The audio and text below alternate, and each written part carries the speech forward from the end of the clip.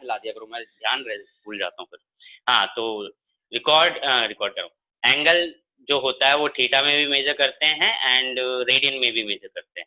ठीक है, अब आज की क्लास का इंपॉर्टेंट क्या है, आज हम सीखेंगे, मैंने एक डेफिनेशन पढ़ाई थी दैट इज पार्सेक।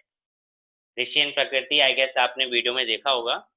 पार्सेक मैंने पढ़ाया था एंड पार्सेक इज लाइक कि मैंने डेफिनेशन में बताया था कि जब 1 AU की आर्क, 1 AU कोई बताएगा, किसी को याद है 1 AU क्या था? एनीवन? 1 AU, AU बता। ना ना ना ना ना, I am asking about AU। AU क्या है? What is AU? Sir AU शायद सन और अर्थ के बीच में डिस्टेंस था। हाँ हाँ हाँ हाँ, अर्थ और सन के बीच का average distance, the average distance between sun and earth is known as astronomical unit, है ना? तो इसको हम क्या बोलते हैं? Astronomical unit, the average distance between sun and earth. Okay, तो यही चीज है कि जब 1 AU की आर्क किसी पॉइंट पे 1 सेकंड का एंगल बनाता है ना?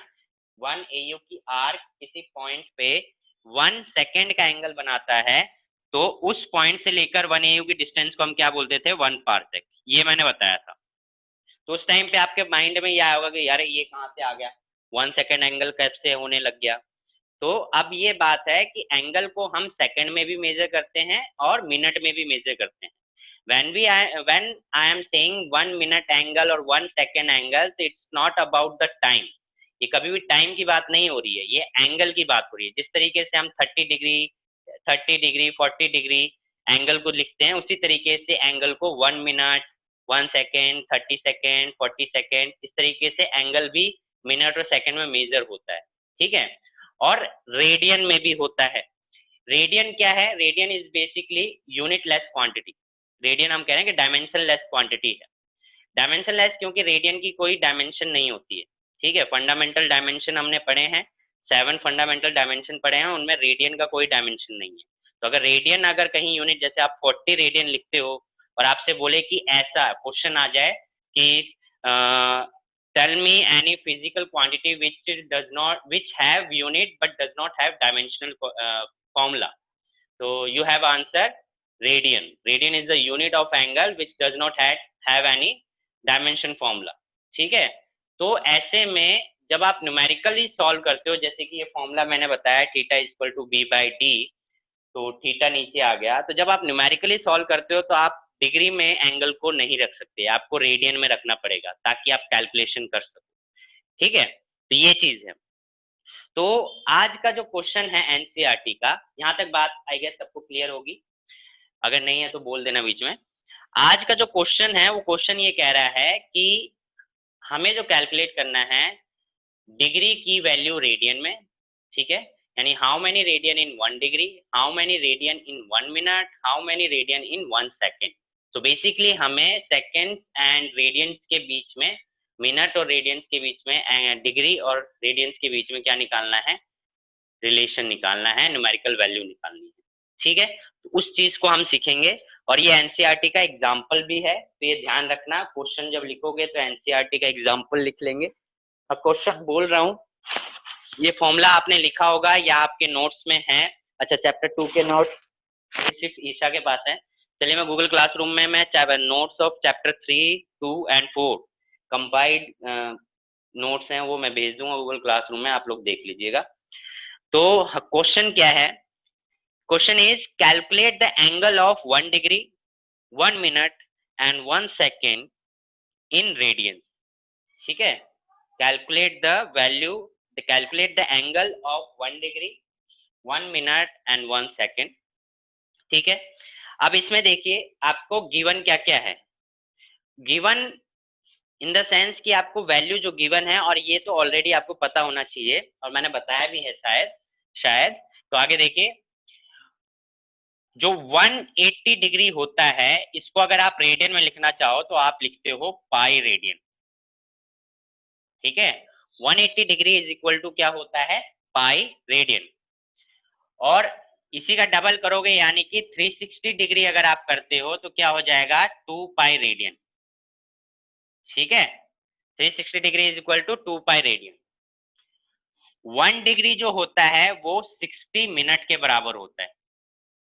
1 degree is equal to 60 minute, और जो 1 मिनट होता है वो 60 सेकेंड्स के बराबर होता है। ओके, ये मिनट में है, ध्यान रखेंगे, और ये सेकंड में है। क्लियर है बात? तो ये वैल्यूज आपको पता होनी चाहिए कि 180 degree is equal to pi radian, double करोगे 360 degree is equal to 2 pi radian, 1 degree is equal to 60 minute and 1 minute is equal to 60 second.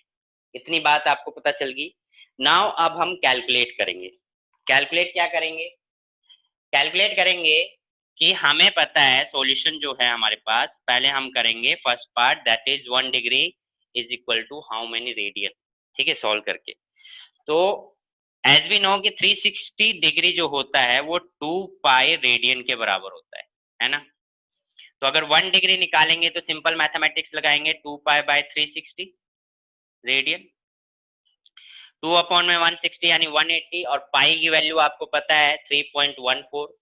इसको पुट करके अगर आप सॉल्व करते हो तो आपको वैल्यू जो मिलती है वो क्या मिलती है 1 डिग्री की, दैट इज 1.745 इंटू 10⁻⁻² रेडियन। ठीक है, 1 डिग्री इज इक्वल टू क्या है 1.745 इंटू 10⁻⁻² रेडियन। ये वैल्यू किसकी हो गई? 1 डिग्री की रेडियन में। समझ गए यहाँ तक? तो जब भी आपसे पूछा जाए कि 1 डिग्री को रेडियन में लिखो तो 1 डिग्री को रेडियन में आप इस तरीके से लिख सकते हैं। ओके, नेक्स्ट देखिए। बट आपको पता है कि जो 1 डिग्री होता है वो किसके कितने के बराबर होता है? 60 मिनट के, है ना? तो 1 डिग्री तो इसके बराबर भी है, तो ये इसके बराबर भी हो जाएगा 1.745 इंटू 10⁻⁻² रेडियन।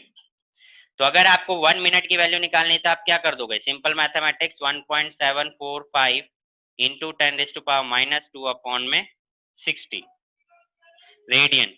अब इसको सॉल्व करोगे तो क्या आएगा आपका? इसको सॉल्व करने पे आपका कितना आ जाएगा? दैट इज 2.91, यानी कि अप्रोक्सीमेटली ये 91 है। अगर एग्जैक्टली सॉल्व करोगे तो आएगा 2.908 इंटू 10⁻⁻4 रेडियन, जो कि अप्रोक्सीमेटली हो जाएगा राउंड ऑफ करके 2.91 इंटू 10⁻⁻4 रेडियन।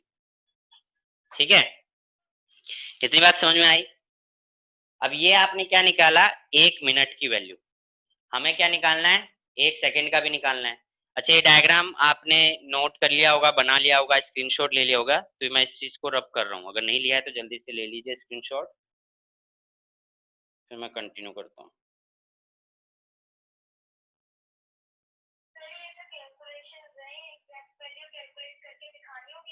नहीं नहीं नहीं, एग्जाम्स में एग्जैक्ट कैलकुलेशन आगे पीछे हल्का सा भी 1 पॉइंट का होगा तो चल जाएगा, बट सीबीएसई जो कहती है दैट्स मैटर कि आप स्टेप्स जो हैं वो सही फॉलो कर रहे हैं कि नहीं, मेथड सही फॉलो कर रहे हैं कि नहीं, वो ज्यादा मैटर करता है। ठीक है, तो इस चीज का आपको ध्यान रखना है। बोर्ड क्लियर है ना आप दोनों को? ऋषि, प्रकृति, अंशिका, ईशा? ओके, तो ये चीज हमने निकाली 1 मिनट की, तो इसको मैं रब करूं जरा। तो अब हमें निकालना है, ये फॉर्मूला भी ध्यान रखना पैरेलैक्स वाला, अभी इसका ऊपर क्वेश्चन भी है, क्वेश्चन भी करेंगे इसके ऊपर। तो ये 1 मिनट की वैल्यू आ गई। बट अगर आपको पता है कि जो 1 मिनट है, जो 1 मिनट है, 1 मिनट है वो किसके बराबर है? 60 सेकेंड्स के। बट 1 मिनट किसके बराबर है? इसके बराबर भी है। तो 2.91 इंटू 10⁻⁻4 रेडियन। तो अगर 1 सेकेंड्स की वैल्यू निकालोगे तो 2.91 इंटू 10⁻⁻4 रेडियन अपॉन में 60, अपॉन में 60। इसको सॉल्व करोगे तो आपको कितना वैल्यू मिलेगा? 4 पॉइंट अप्रोक्सीमेटली वैल्यू है ये, 4.85 इंटू 10⁻⁻6 रेडियन। ठीक है, तो ये बेसिकली पहला क्वेश्चन था जिसमें मेरे को आपको बताना था कि 1 डिग्री को रेडियन में 1 सेकेंड और 1 मिनट की वैल्यू रेडियन में कैसे निकलती है। हालांकि इसका एग्जाम में कोई क्वेश्चन इतना मिलता नहीं है, मतलब बहुत रेयरली ही कोई टीचर ये क्वेश्चन डालेगा आपके एग्जाम्स में, बट एनसीईआरटी में है तो कराना तो है ही है मेरे को। अब इसमें किसी को कोई डाउट?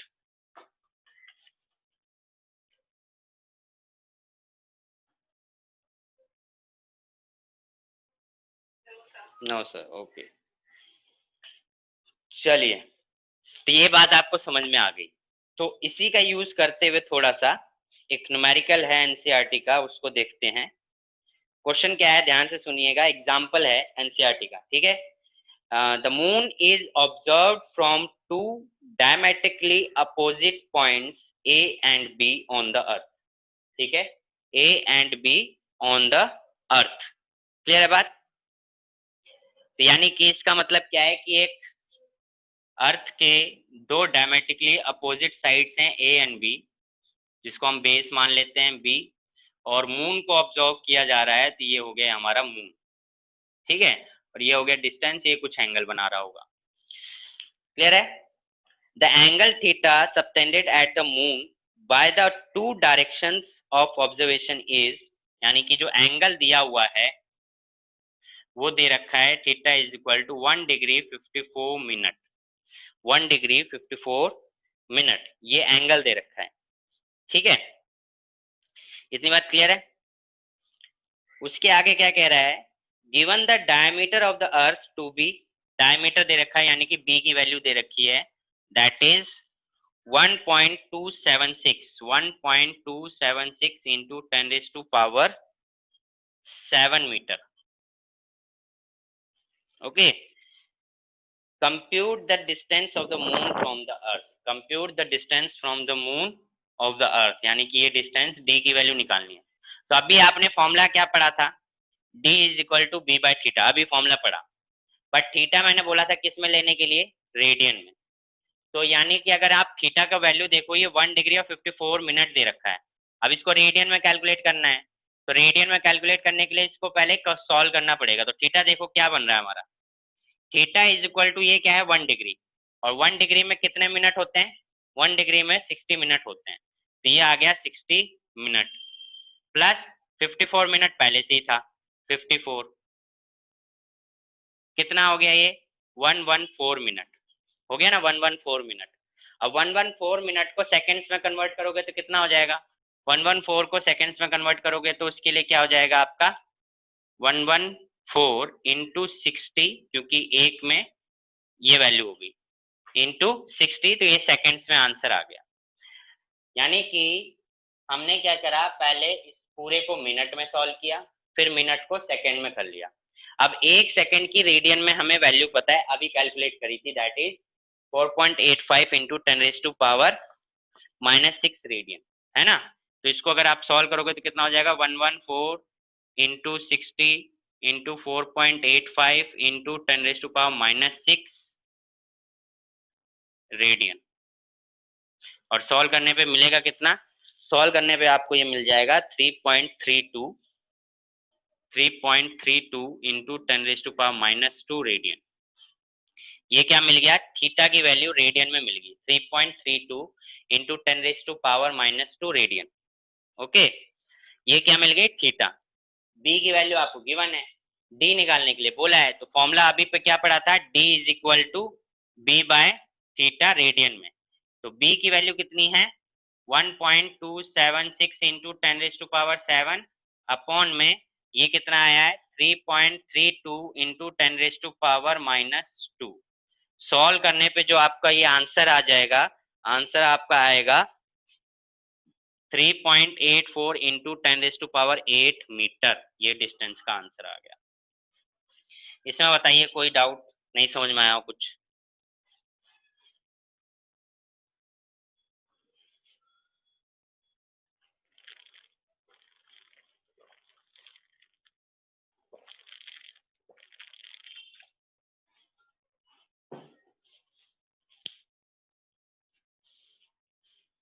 क्या किया हमने, एंगल दिया हुआ है, एंगल को मिनट में कन्वर्ट किया पहले, क्योंकि 1 degree is equal to 60 minute होता है, तो ऐड करके 114 मिनट, फिर उसको सेकंड में कन्वर्ट किया इनटू 60, फिर उसको रेडियन में कन्वर्ट कर दिया जिसकी वैल्यू हमें पता है, तो 4.85 इंटू 10⁻⁻6, जिसको सॉल्व करने पे हमें क्या मिला, 3.32 into 10⁻⁻2 radian. Then we applied the formula d is equal to b by theta. We have the value of d and we have the value of theta. After putting these values, we got the answer 3.84 into 10 raised to power 8 meter. Rishi clear? Prakriti, Isha and Ranshika. Is it clear?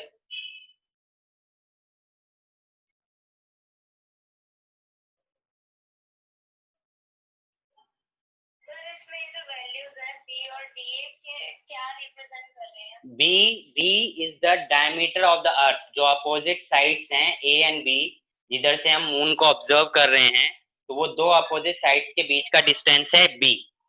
और D जो distance है, that is the distance from earth to the moon. Moon और earth के बीच का distance है D, जो हमें कैलकुलेट करना है. अभी clear?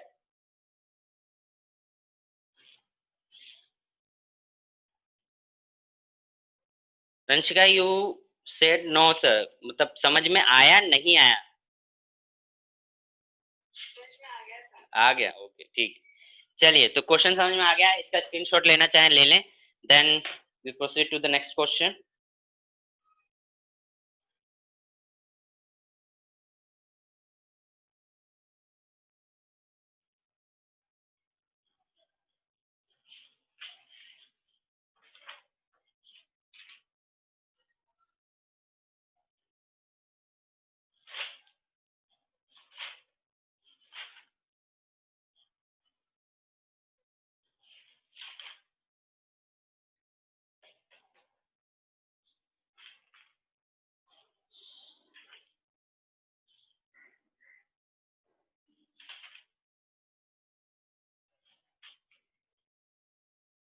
Okay, now the thing is, हमने एप्लीकेशन ऑफ डायमेंशन एनालिसिस का पढ़ा है. उसमें 3 एप्लीकेशन पढ़े थे: correctness of the formula, conversion of one system of unit to another system, and the last one is the derive the relation. So उनमें से एक क्वेश्चन जो होता है वो टीचर का बड़ा फेवरेट होता है, वंडरवॉल इक्वेशन. ठीक है, अब ये क्या है ये अभी आपको समझ में आएगा, बट उससे पहले उसको समझने के लिए एक और क्वेश्चन करना पड़ेगा एग्जाम्पल के लिए, ताकि आपको समझ में आ जाए. हमने जब करेक्टनेस ऑफ फॉर्मूला पढ़ा था, तो उसमें ये चीज देखा था कि जब लेफ्ट हैंड साइड का dimension formula right hand side के डायमेंशन फॉर्मूला के बराबर आ जाता है, तो वी से दैट कि द इक्वेशन इज करेक्ट, है ना. और ये हम क्यों कहते हैं, according to principle of homogeneity, अगर दो फिजिकल रिलेशन के बीच में अगर इक्वल का सिंबल आ गया, that means those physical quantity are same in all respect. All respect का मैंने बोला था कि डायमेंशन फॉर्मूला भी सेम होगा, उनकी पावर्स भी सेम होगा. अगर डायमेंशन फॉर्मूला सेम है तो उनकी यूनिट भी क्या होगी, सेम होगी. दैट मीन्स अगर इक्वल टू के इस साइड जो यूनिट है, वही यूनिट इक्वल टू के दिस साइड भी, यानी लेफ्ट हैंड साइड और राइट हैंड साइड की जो यूनिट्स हैं वो सेम होनी चाहिए. ठीक है, बट कुछ लिमिटेशंस थी. लिमिटेशंस के अकॉर्डिंग हमने देखा था कि प्लस और माइनस को ये एक्सप्लेन नहीं कर पाता है, तो कुछ हम अलग मेथड्स अप्लाई करके हम उसको सॉल्व करते थे. तो उसी टाइप का एक क्वेश्चन है. दैट मीन्स आपको एक रिलेशन दे दिया जाएगा. रिलेशन देने के बाद आपसे बोलेगा कि उसमें जो कांस्टेंट टर्म है या कोई भी एक टर्म होगी, ए बी कोई भी वेरिएबल होगा, उसका आपको डायमेंशन कैलकुलेट करने के लिए बोलेगा या फिर यूनिट. तो इस तरीके का क्वेश्चन अब हम करेंगे. ठीक है, तो क्वेश्चन देखिए जरा.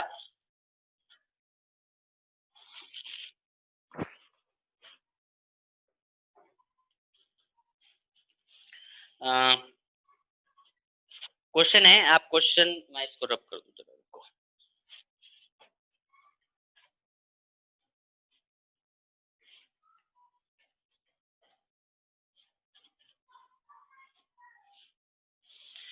ओके, तो क्वेश्चन है, find the dimensions of A by B in the equation.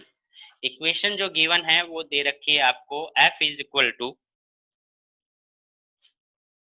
a under root x equal to A under root X plus B T square. और इसके अंदर आपको क्या करना है, ए बाय बी का डायमेंशन निकाल के दिखाना है। ठीक है, ए बाय बी का क्या निकालना है, डायमेंशन निकालना है। अब आप इक्वेशन अगर आप देखते हो तो इक्वेशन में एक चीज समझ में आती है ना। इक्वेशन में क्या समझ में आता है, एक चीज समझ में आती है कि बीच में क्या आ गया, प्लस। बीच में क्या आ गया, प्लस। अब मैंने बोला था कि अगर प्लस माइनस आता है तो प्लस माइनस के केस में हमें क्या करना पड़ता है, इक्वेशन को सेगमेंट में डिवाइड कर देना होता है। जितने सेगमेंट बन रहे हैं उतने सेगमेंट में हम क्या कर देते हैं, उसको डिवाइड कर देते हैं, सेपरेट कर देते हैं।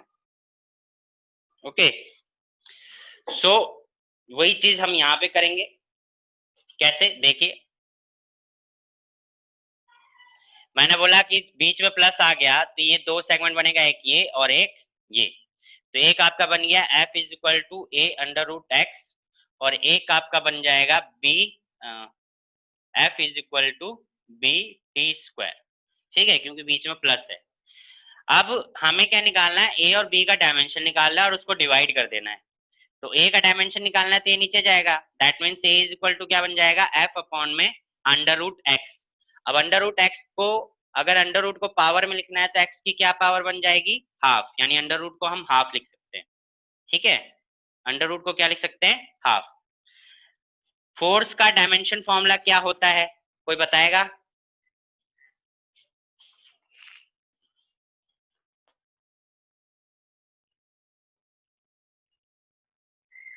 सर फोर्स का m1 L1T -2। Okay, Rishi good. इधर Isha, Prakriti, Ranshika, dimension formula force.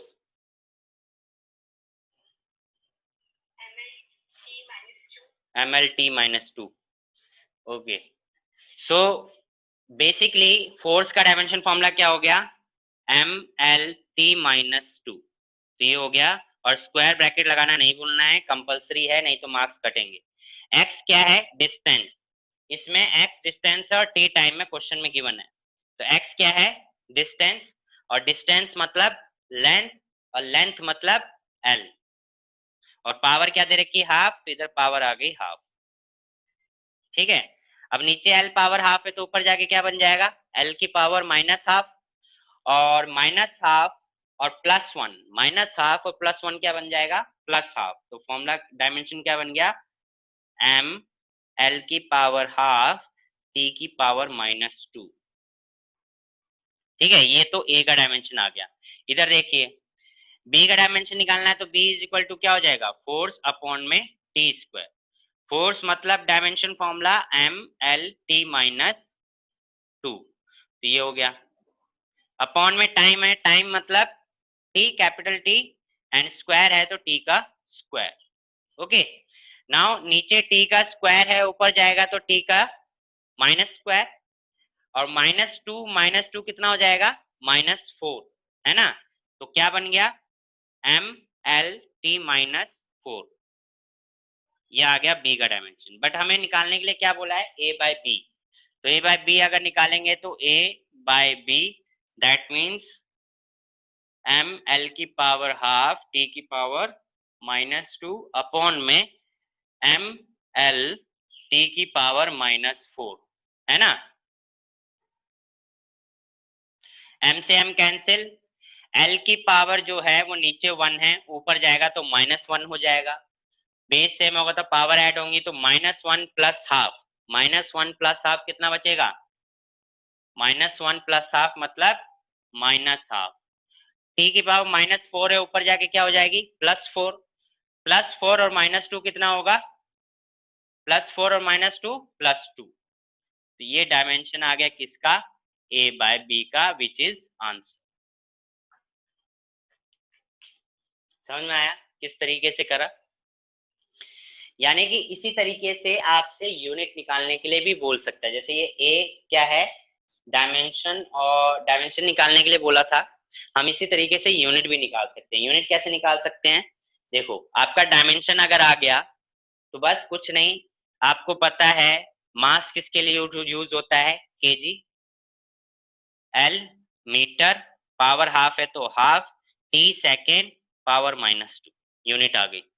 इसी तरीके से इसका भी कर सकते हो, mass KG, length metre, time, time क्या हो गया सेकेंड, और पावर क्या हो गई -4, तो बी की यूनिट आ गई। बस यही करना है, जिधर आपको केजी दिख जाए उधर एम लिख दो, जिधर एम दिख जाए उधर केजी लिख दो, जिधर एम दिख जाए मीटर दिख जाए उधर एल, जिधर एल दिख जाए उधर मीटर, जिधर सेकंड दिख जाए उधर टाइम टी, और जहां टी दिख जाए वहां सेकंड। बस यही करना होता है, डायमेंशन और यूनिट में यही खेल है। यहाँ अगर आप खेल गए तो बस खेल गए, ठीक है, फिर एग्जाम में भी खेल जाओगे। तो ये सर हाँ जी, सर यहाँ पे x कांस्टेंट है, ये किसी चीज को डिनोट कर रहा है? इसी चीज को डिनोट, डिस्टेंस को डिनोट कर रहा है। मैंने बोला ना क्वेश्चन में बोला है x is distance here and t is the time here. रुकी, अच्छा x डिस्टेंस है और t टाइम है, क्वेश्चन में गिवन है।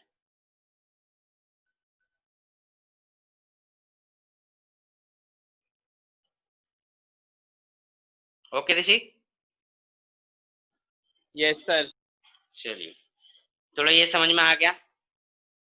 अभी देखिए, नाउ ये हो गया क्वेश्चन। अब आता है मेन क्वेश्चन जो फेवरेट है टीचर का, मतलब वो इसको प्राइवेट स्कूल वाले तो ये समझ लो घोल के पी रखे हैं इसको, कि जब भी ये यूनिट डायमेंशन का डालना है तो ये क्वेश्चन डालना डालना है। तो इसको जरा सीखेंगे, इसको मैं रब कर रहा हूँ, आप स्क्रीनशॉट लेना चाहें ले लें, फिर मैं नेक्स्ट क्वेश्चन बोलता हूँ।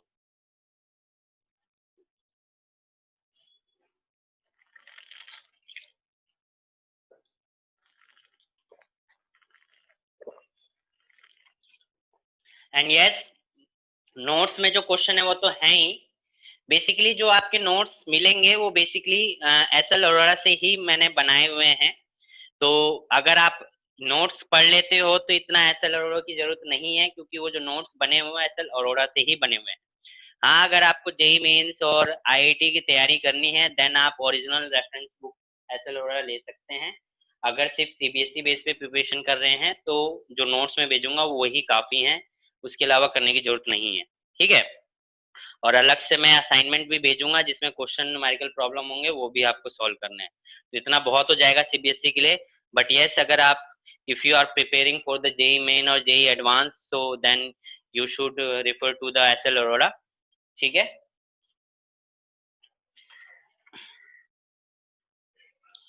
सो नेक्स्ट क्वेश्चन इज कि the Van der Waals equation for a gas is, Van der Waal equation दे रखी है, जो बच्चों के वंडर ही वंडर उड़ाते हैं। जरा देखें क्वेश्चन क्या कहता है। Question is, the van der Waals equation for a gas is P plus A by V square V minus B is equal to RT। ठीक है, ये वंडर वॉल इक्वेशन है, इसको नीचे लिख देता हूं, वंडर वॉल्स इक्वेशन, ठीक है। तो determine the dimensions of A and B, hence write the SI unit of A and B, यानी ए और बी का डायमेंशन निकालना है और यूनिट भी निकालनी है। ना अगेन वही बात, आप देख रहे हो बीच में प्लस और माइनस आ गया है। दूसरा जो टर्म्स यहाँ पे क्या क्या है वो देखिए, P यहाँ पे प्रेशर है, P यहाँ पे प्रेशर है। ये इक्वेशन आप केमिस्ट्री में पढ़ेंगे, जब आप केमिस्ट्री पढ़ेंगे वहां पे ये इक्वेशन आएगी। V जो है वॉल्यूम है, R गैस कांस्टेंट, और T टेम्परेचर, ठीक है। तो इस ये आपके पास टर्म है। नाउ द इक्वेशन में जो चीज है वो टेम्परेचर चेंज नहीं होती है जब तक कि आप चेंज नहीं करना चाहेंगे। तो यहाँ पे R तो कांस्टेंट है और T चेंज नहीं हो रहा, तो ये भी कांस्टेंट है, तो इनका मल्टीप्लिकेशन क्या आ गया कांस्टेंट, यानी कि R इंटू टी क्या है कांस्टेंट, यानी कि राइट हैंड साइड वाला जो पार्ट है वो क्या है कांस्टेंट। और मैंने बोला था कि डायमेंशन जो है वो कांस्टेंट को एक्सप्लेन नहीं करता है, दैट मीन्स इसका डायमेंशन क्या आ जाएगा जीरो, यानी कि ये हट गया अब, यानी इधर आ गया जीरो, ठीक है। तो अब ये दो पार्ट में सॉल्व करना है, एक पार्ट इसका ये बनेगा और एक पार्ट ये बनेगा, ठीक है, जो कि कांस्टेंट के बराबर आएगा। जैसे हम प्लस वाला केस कर रहे थे वैसे ही प्लस माइनस वाला। तो आप देखोगे मैं इसको सॉल्व करके दिखा रहा हूं, P plus A by V square जो है वो क्या है, कांस्टेंट, और कांस्टेंट को एक्सप्लेन नहीं करता डायमेंशन, तो P इज इक्वल टू क्या आ जाएगा आपका, minus A by V square, है ना, minus A by V square. Again बात, प्लस और माइनस को भी एक्सप्लेन नहीं करता, है ना, प्लस और माइनस को भी एक्सप्लेन नहीं करता डायमेंशन, तो यहाँ माइनस लगाओ या ना लगाओ कोई फायदा नहीं। ए इज इक्वल टू क्या बन गया, ए इज इक्वल टू बन गया P is equal P into में वी स्क्वायर, पी इंटू में वी स्क्वायर, समझे। अब पी क्या है यहाँ पे, प्रेशर, प्रेशर क्या होता है, फोर्स अपॉन में एरिया, फोर्स अपॉन में एरिया। डायमेंशन फॉर्मूला आपको निकालना सिखाया है ना, कई सारे निकाल के सिखाया था, अभी मैंने आपको फॉर्मूला बता दिया फोर्स अपॉन में एरिया। चलिए देखते हैं कौन जल्दी से डायमेंशन फॉर्मूला बताता है निकाल के प्रेशर का, फटाफट। प्रेशर का फॉर्मूला होता है फोर्स अपॉन में एरिया, एरिया मतलब मीटर स्क्वायर, एरिया का क्या होता है, मीटर स्क्वायर। देखिए कौन निकालता है फटाफट, क्विकली कौन सॉल्व करके मेरे को डायमेंशन फॉर्मूला बताता है इसका, प्रेशर का।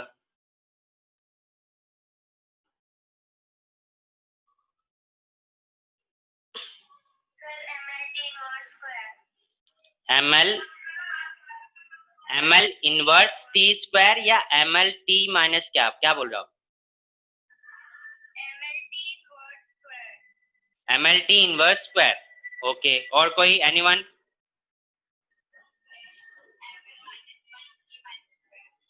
Okay, ml minus one T minus square, ये किसने दिया है, सर मेरा है ml minus one T minus square. Okay. Isha पहले आपने बोला था ना, गलत बोला था आपने, क्या गलती करे आप, हाँ, ml minus one T minus to, क्योंकि एरिया स्क्वायर है तो एल का स्क्वायर ऊपर जाके माइनस टू हो जाएगा, तो माइनस टू और प्लस वन कितना होगा, माइनस वन, ठीक है।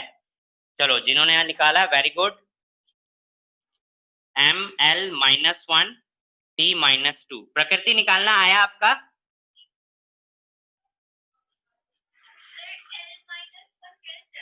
हाँ। अब ये कौन पूछेगा प्रकृति, देखो क्लास में सबसे बड़ी बात, कुछ भी हो, कहीं भी डाउट हो तुरंत पूछो, अब मैं आगे बढ़ जाऊंगा तो आप पूछोगे नहीं, ठीक है, तो जब भी डाउट हो तुरंत पूछो।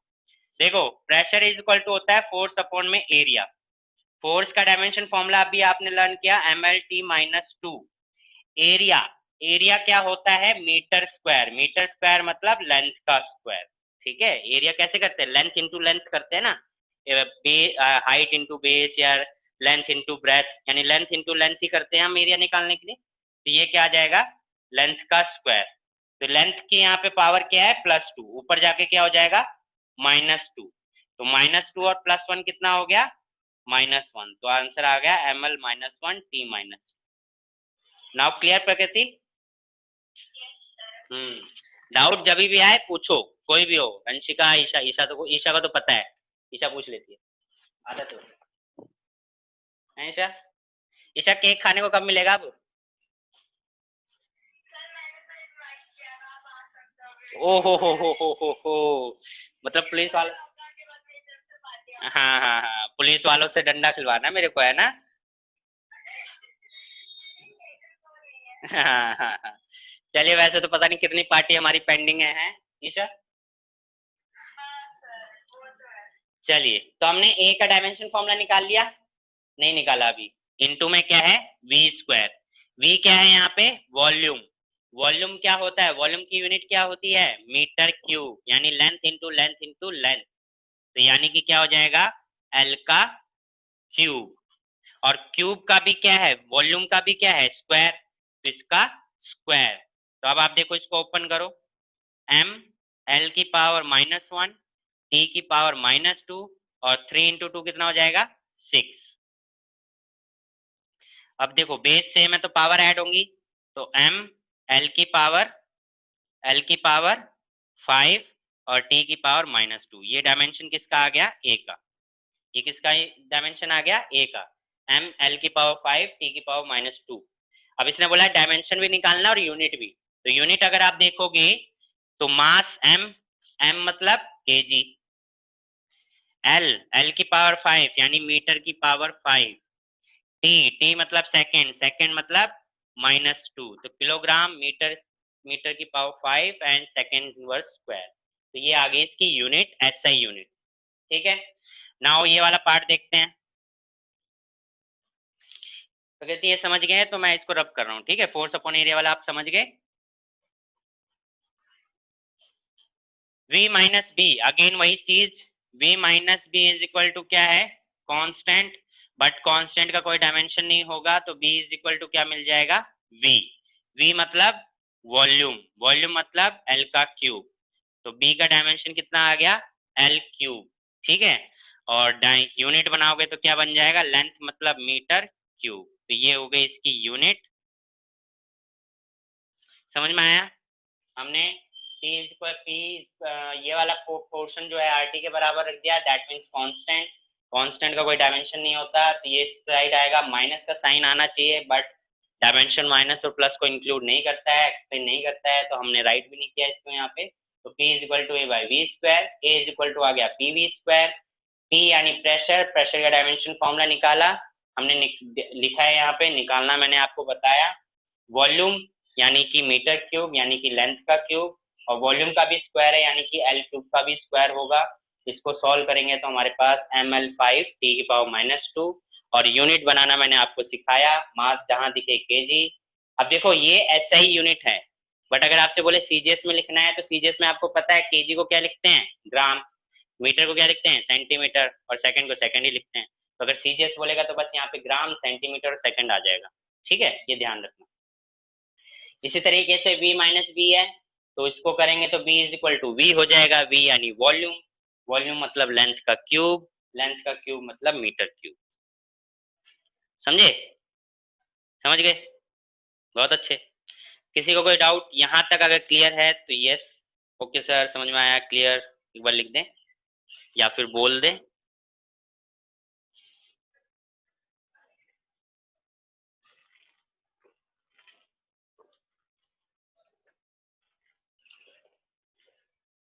Clear, yes sir clear.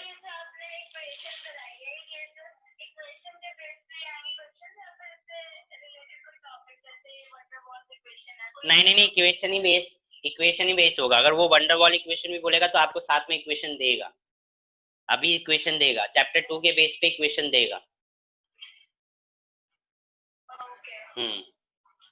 समझ गए। चलिए नेक्स्ट क्वेश्चन की तरफ बढ़ते हैं। तो ये आप यूनिट निकालना सीख गए, आई होप आप इजीली यूनिट निकाल लेंगे, डायमेंशन निकाल लेंगे, इस टाइप का क्वेश्चन आएगा तो मैं असाइनमेंट दूंगा, तो उस असाइनमेंट में भी इसको आप सॉल्व कर लेंगे, उसमें भी कई टाइप के क्वेश्चन होंगे इसके अंदर। ठीक है, नाउ अब आगे बढ़ते हैं। ये था हमारा करेक्टनेस ऑफ फॉर्मूला के बेस पे, अब हम करेंगे डिराइव द रिलेशन के बेस पे, और उसके बाद एरर के पार्ट भी करेंगे। डिराइव द रिलेशन का एक क्वेश्चन है, मैंने आपको सिखाया कि रिलेशन किस तरीके से डिराइव करते हैं। ठीक है, मैं आपको इक्वेशन लिखवा रहा हूँ, क्वेश्चन लिखवा रहा हूँ, ईशा ने शायद करा है, बट एक बार फिर कर लेंगे, कोई दिक्कत नहीं है। क्वेश्चन मैं आपको बता रहा हूँ, आप लिखते जाएंगे, 2 मिनट का टाइम दूंगा, 2 मिनट में सॉल्व कर लीजिएगा, फिर मैं सॉल्व करूंगा, आप चेक करेंगे आपने कहाँ कहाँ गलती करी है। ठीक है, आप देखेंगे अपने आप को कि आपने कहाँ कहाँ गलती करी है, किस, कौन सा स्टेप आप खा गए हो, कौन सा स्टेप आपने रखा है, तो वो चीज आप चेक करेंगे। ठीक है, तो क्वेश्चन देखिए क्या कहता है, नोट करिए। Consider a simple pendulum having a bob, consider a simple pendulum having a bob attached to a string, attached to a string that oscillates under the action of the force of gravity, that oscillates under the action of, that oscillates under the action of the force of gravity. Suppose that the period of oscillation, suppose that the period of oscillation of the simple pendulum depends on, suppose that the period of oscillation of the simple pendulum depends on mass m, mass m, small m, length l, length l, and acceleration due to gravity g, and acceleration due to gravity g, यानी कि the period of oscillation t, capital T, period of oscillation मतलब capital T, depends on mass m, depends on mass m, length l, and acceleration due to gravity g. Derive the expression for its time period using method of dimension. Derive the expression for its time period using method of dimension. तो इसको जरा जल्दी से derive करिए, आपके पास you have 2 minutes, ठीक है। Then मैं इसको सॉल्व करूंगा, क्या करेंगे फिर चेक करेंगे, अपना क्रॉस चेक करेंगे। सर एक बार लास्ट लाइन दोबारा बोल दो, आपकी आवाज नहीं आ रही थी। Derive the expression for its time period, derive the expression for its time period using method of dimension, using method of dimension.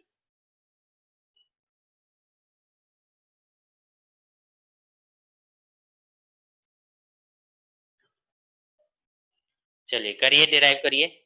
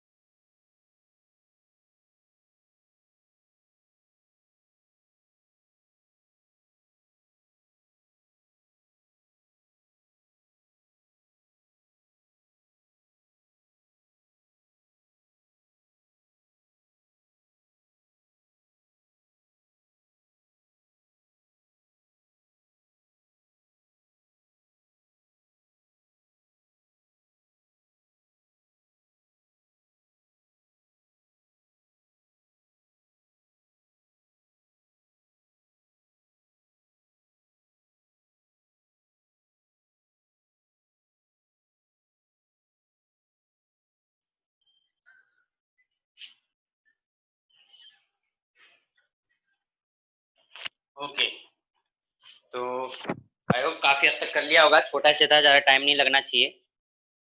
तो मैं साथ साथ देख करते जा रहा हूँ, आप लोग चेक करते रहेंगे, ठीक है। क्वेश्चन में बोला है कि जो टाइम पीरियड है ऑसिलेशन का, वो टाइम पीरियड डिपेंड कर रहा है मास पे, डिपेंड कर रहा है लेंथ पे, डिपेंड कर रहा है जी पे। बट इनकी कुछ ना कुछ पावर होनी चाहिए, तो मैंने पावर ले ली A B and C, combined करेंगे, ऑन कंबाइनिंग, ऑन कंबाइनिंग जो t है is directly proportional to m a l की पावर b एंड g की power c। Okay, now proportional का साइन हटाओगे, इक्वल टू लगाओगे, और इक्वल टू लगाने के बाद एक कांस्टेंट m की पावर a, l की पावर b एंड g की power c, which is equation 1, where k is equal to, k क्या है, proportionality constant, k is proportionality constant. Proportionality constant में अब हम लेफ्ट हैंड साइड और right hand side लेंगे। तो लेफ्ट हैंड साइड में जब आप लिखते हो तो डायमेंशनल फॉर्मूला ऑफ टी लिखेंगे। टी क्या है, टाइम पीरियड। अब टाइम पीरियड है, इसका मतलब इसमें ना मास है ना लेंथ है, ना मास है ना लेंथ है, तो आप क्या करोगे, डायमेंशन फॉर्मूला क्या बन जाएगा, m की पावर 0, l की पावर 0 एंड t की पावर 1। माइक किसका ऑन है, माइक म्यूट करो अपना। तो m की पावर 0, l की पावर 0 एंड t की पावर 1 हो जाएगी, क्योंकि टाइम पीरियड क्या है, t। ओके, नाउ देखिए ये हो गया left hand side. Right hand side देखते हैं। तो राइट हैंड साइड में डायमेंशन फॉर्मूला यहाँ पे कांस्टेंट है, कांस्टेंट का कोई यूज नहीं है। तो डायमेंशन फॉर्मूला आप किसका लोगे? m की पावर a, l की पावर b एंड g की पावर c। m मतलब मास, मास मतलब कैपिटल M, और इसकी पावर क्या है? a, तो a लिख दिए। l मतलब लेंथ, और लेंथ मतलब l, l मतलब, और इसकी पावर b है तो b यहाँ लिख दिए। जी मतलब क्या हो गया? एक्सेलरेशन ड्यू टू ग्रेविटी, यानी कि क्या है? एक्सेलरेशन, है ना। मेन वर्ड पकड़ा करो, एक्सेलरेशन। तो acceleration that means G, and acceleration का डायमेंशन फॉर्मूला क्या हो जाएगा?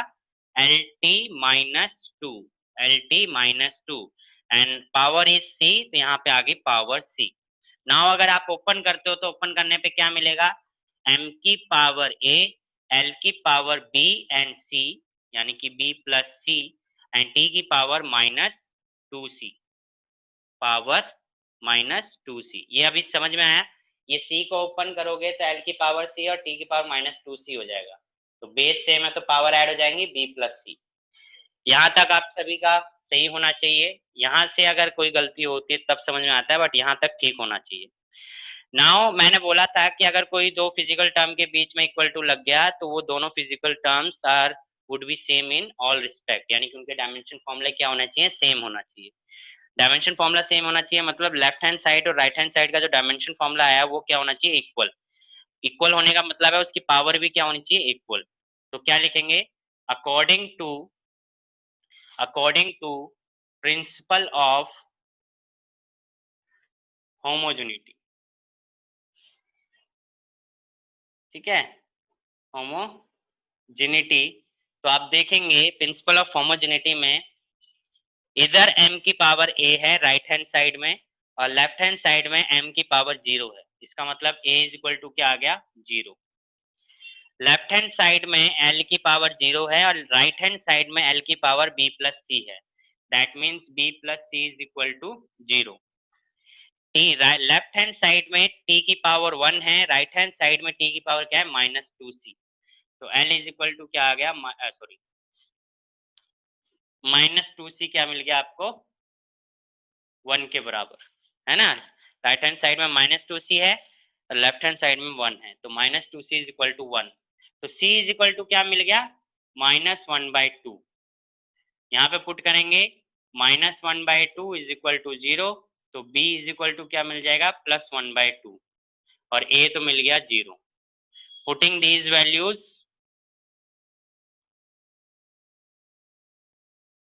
Putting these values in equation one, putting these values in equation one. Equation one में पुट करोगे तो क्या आ जाएगा आपका? देखो ये रहा इक्वेशन वन। तो t इज इक्वल टू के एम की पावर जीरो, एल की पावर हाफ, g की पावर माइनस हाफ। अब जिसकी पावर जीरो होती है वो क्या हो जाता है? वन। जिसकी पावर जीरो होती है वो क्या हो जाता है? वन। तो k is equal to L की पावर हाफ अपॉन में g की पावर हाफ, यानी कि पूरे की पावर हाफ हो गया, है ना। पूरे की पावर हाफ हो गया, एल की पावर हाफ अपॉन में जी की पावर हाफ।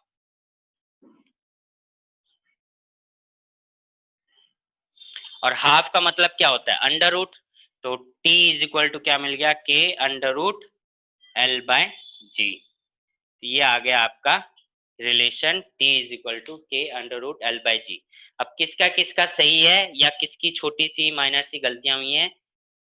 ऑनेस्टली बताओ।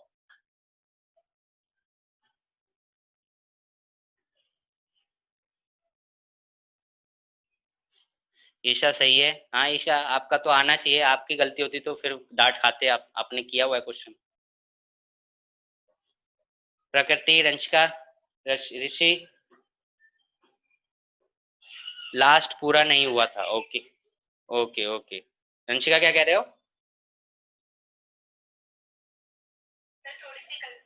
थोड़ी सी हो गई थी, हाँ उस चीज का अब आगे ध्यान रखना। ऋषि, सर मैंने बस वही तक किया था जहाँ पे आपने m की पावर जीरो की जगह वन लिखा था। t मेरा ये आया था t इज इक्वल टू के एल की पावर हाफ इंटू जी की पावर माइनस हाफ। अच्छा चलो ठीक है, कोई बात नहीं। बस आगे गलती का ध्यान रखना, मिस्टेक्स जो की हैं देखिए इसीलिए मैं करवाता हूँ ताकि आप अपनी मिस्टेक से सीखें।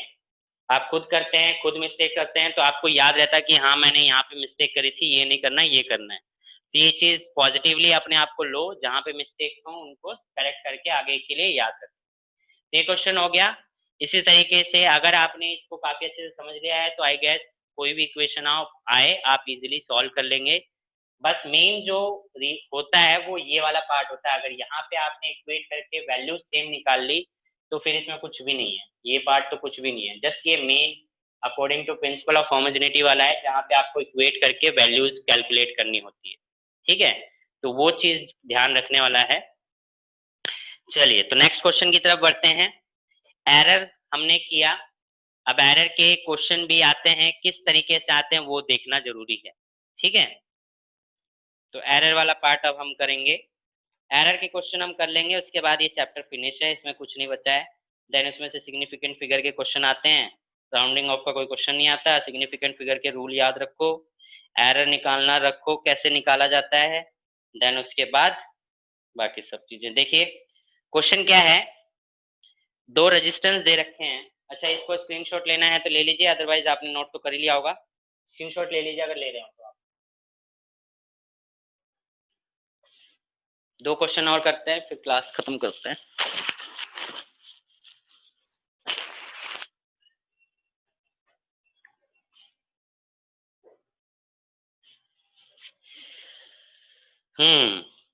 तो क्वेश्चन है, two resistance R1 and R2 are connected in series.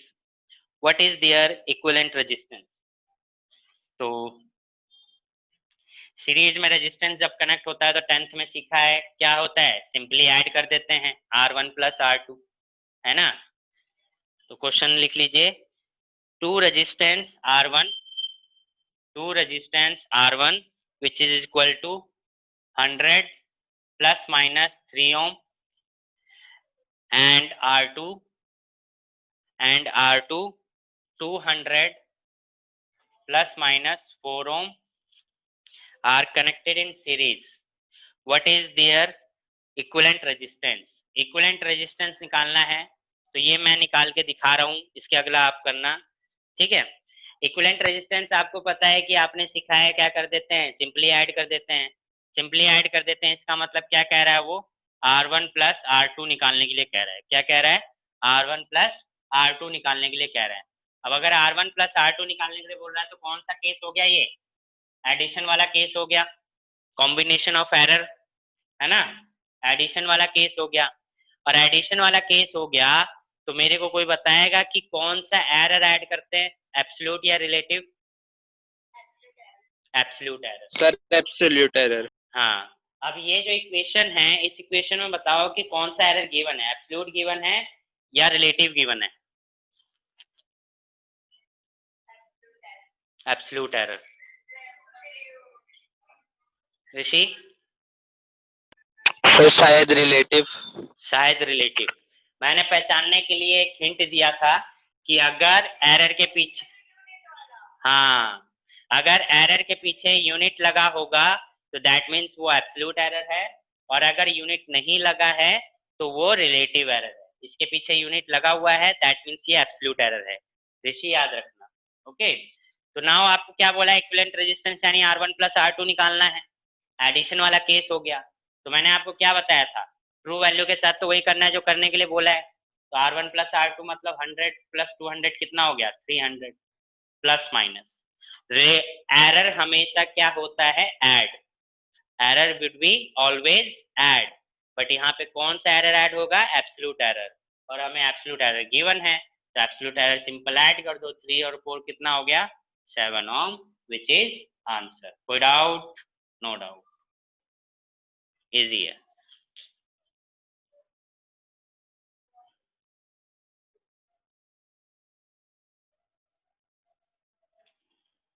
चलिए एक और क्वेश्चन देता हूं मैं, ये लिख लिया आपने, सॉल्व कर लिया। नेक्स्ट क्वेश्चन है एनसीईआरटी का ही, ये आप सॉल्व करके मेरे को बताएंगे। ठीक है, the resistance R is equal to V by I, ये क्वेश्चन में ही गिवन है। The resistance R is equal to V by I। ठीक है, तो ये आपको गिवन है। आगे क्या बोल रहा है, where v is equal to where v is equal to 500 plus minus 500 plus minus sorry 100 plus minus 5 volt है ये potential, and I is equal to 10 plus minus 0.2 ampere. Find the percentage error in R, find the percentage error in R, ये question है। जल्दी जल्दी करिए, आपको सिखाया है मैंने परसेंटेज एरर कैसे कैलकुलेट करते हैं। इसमें R में परसेंटेज एरर कैलकुलेट करना है। यू हैव 2 मिनट्स, देखते हैं कौन जल्दी सॉल्व करके बताता है।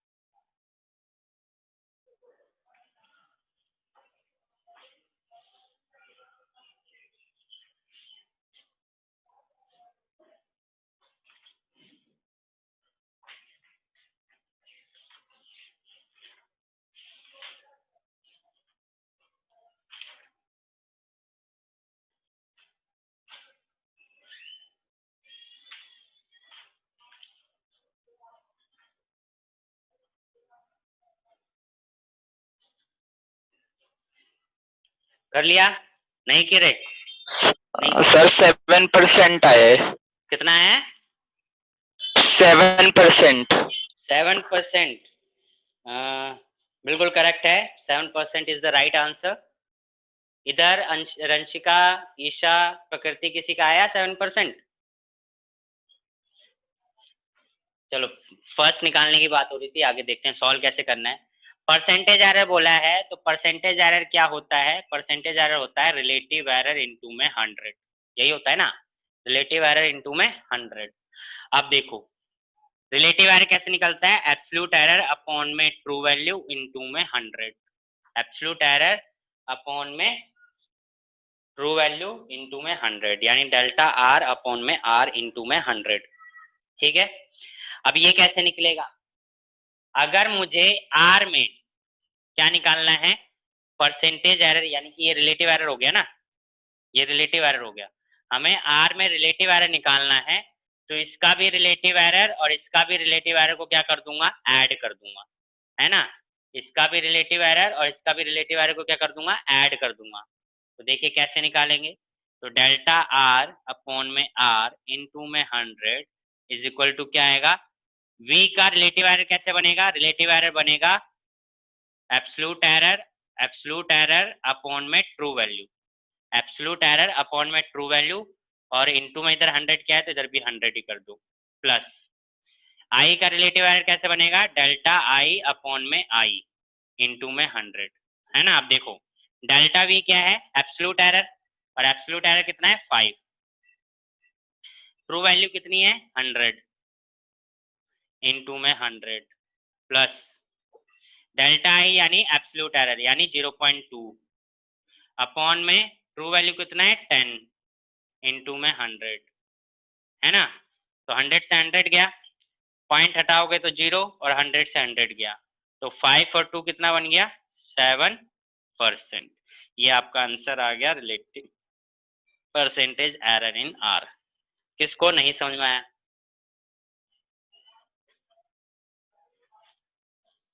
किसको समझ में नहीं आया?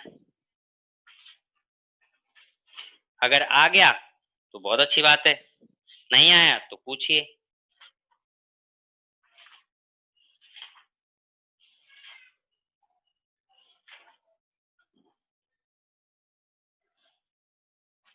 आ गया ईशा, आ गया प्रकृति, रंशिका आ गया, प्रकृति आ गया, ओके ठीक है, चलो अच्छी बात है। तो ये थे आज के कुछ कॉन्सेप्ट इस चैप्टर से। बाकी इसके अलावा इसी टाइप के क्वेश्चन आते हैं और बाकी जो क्वेश्चंस बनाए जाते हैं वो डेफिनेशन से बनाए जाते हैं, ठीक है। अब एक क्वेश्चन मैं आपको दे रहा हूँ जो अभी आप नोट करेंगे और एक्सरसाइज के मैं कुछ क्वेश्चन मार्क करवाऊंगा, तो इसको सॉल्व करके आप गूगल क्लासरूम में अपलोड करेंगे।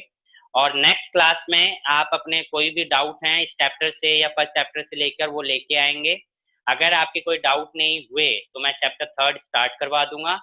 एंड आपके पास आज क्या है, ट्यूसडे नहीं, आज क्या है, थर्सडे, हाँ थर्सडे है।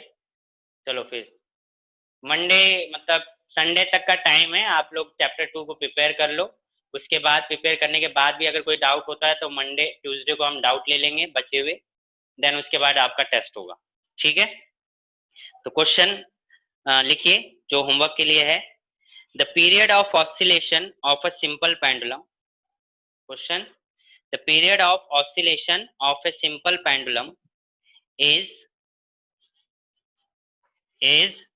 t is equal to 2 pi, is t is equal to 2 pi under root L by G, under root L by G।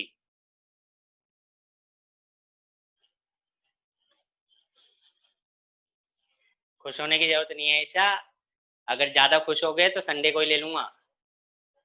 t is equal to 2 pi under root L by G, ठीक है। Measured value of L, question continue करेंगे।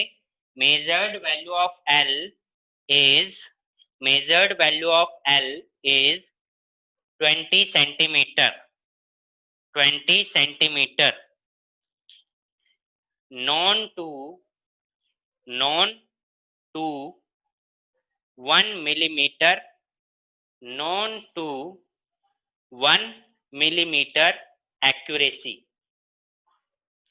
and time for, and time for 100 oscillations, and time for 100 oscillations of the pendulum, time for 100 oscillation of the pendulum is found to be 90 second, is found to be 90 second, using a wristwatch, using a wristwatch of 1 second resolution, using a wristwatch of 1 second resolution.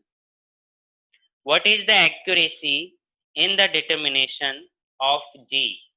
What is the accuracy in the determination of G, small g, ये वाला acceleration due to gravity? What is the accuracy in the determination of G? Question repeat कर रहा हूँ. The period of oscillation of a simple pendulum is t is equal to 2 pi under root L by G, where L is the length, where L is the length, ये capital L है, ध्यान रखना. L is the length and G is the acceleration due to gravity. Measured value of L is 20 centimeter, known to 1 millimeter accuracy, and time for 100 oscillations of the pendulum is found to be 90 seconds using a wristwatch of 1 second resolution. What is the accuracy in the determination of G? ठीक है, तो इसका answer आप calculate यानी proper solution करेंगे और answer मतलब solve करके गूगल क्लासरूम में अपलोड करेंगे। नाउ एक्सरसाइज से जो क्वेश्चन है उनको मार्क कर लो।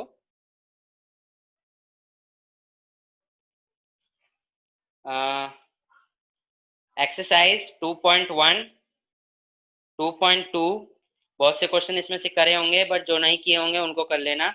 2.1, 2.2, 2.3,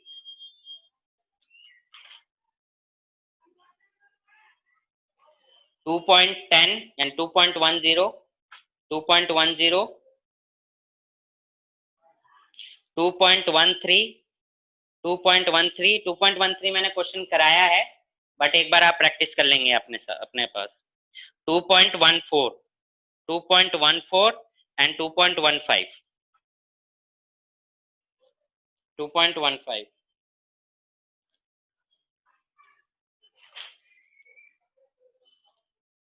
ये क्वेश्चन है आपके 2.1, 2.2, 2.3,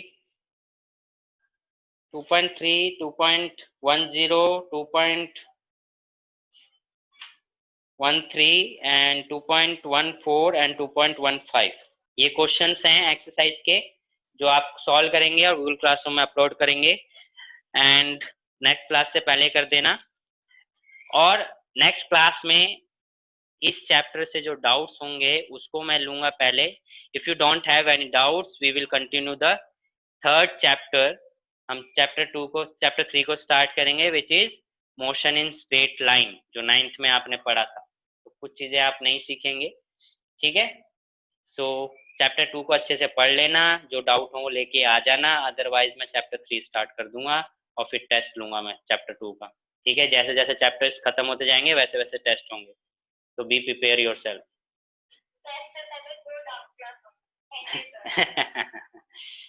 डाउट्स होने भी तो चाहिए ईशा। हाँ हाँ Rishi may be after Sunday, after Sunday. So आज की क्लास आई होप आपको सभी सब समझ में आया होगा। कोई डाउट्स है तो यू कैन आस्क, अदरवाइज हम नेक्स्ट क्लास में मिलते हैं फिर। Good evening. You too. हाँ अच्छा। ठीक है देखते हैं, टेस्ट तो होगा इसका मतलब मेरी पार्टी गई, कोई बात नहीं। अच्छा ठीक है चलिए। प्रकृति, रंशिका, एनी डाउट्स? ओके चलो फिर मिलते हैं नेक्स्ट क्लास में, टिल देन बाय बाय।